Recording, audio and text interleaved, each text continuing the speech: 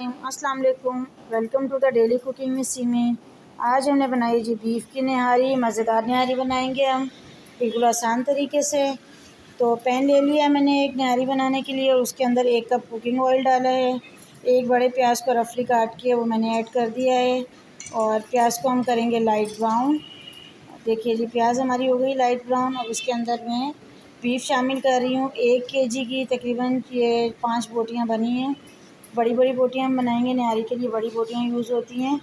और ये 2 नलियाँ थी मेरे पास, वो मैंने इसके अंदर ऐड कर दी हैं। नली निहारी हम बना रहे हैं। तो गोश्त को जो है वो हमने भुनाई करनी है इसकी 4 से 5 मिनट। 4 से 5 मिनट हमने गोश्त को भून लिया है। देखिए इसका कलर चेंज हो गया है, गोल्डन की तरफ चला गया है गोश्त का कलर। तो अब इसके अंदर हम ऐड करेंगे निहारी मसाला। तो मैंने ले लिया शाम का निहारी मसाला, वो मैंने 1 पैकेट इसके अंदर ऐड कर दिया है। और थोड़ा सा पानी ऐड करेंगे ताकि मसाला जो है वो हमारा भूनते हुए हमारा मसाला जो है वो जले नहीं। तो मसाला डालने के बाद जो है फिर हमने इसको 4 से 5 मिनट मज़ीद भूना है।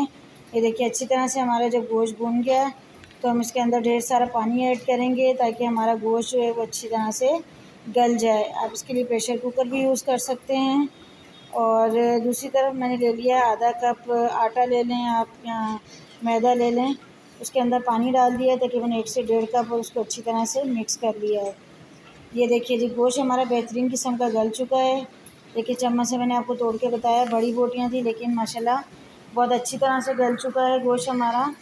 तो अब हम इसके अंदर ऐड करेंगे ये जो हमने आटे और पानी का जो मिक्सचर बनाया था उसको हम ऐड कर देंगे। ये देखिए इसमें कोई भी गुठली ना हो और बिल्कुल ये पतला सा बना के हमने ऐड किया है।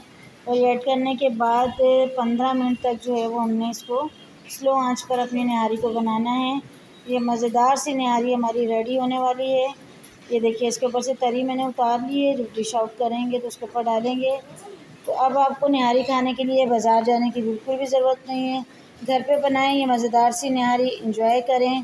और कमेंट बॉक्स में हमें ज़रूर बताइएगा कि आपको निहारी की ये रेसिपी कैसी लगी। और चैनल को लाइक शेयर कमेंट ज़रूर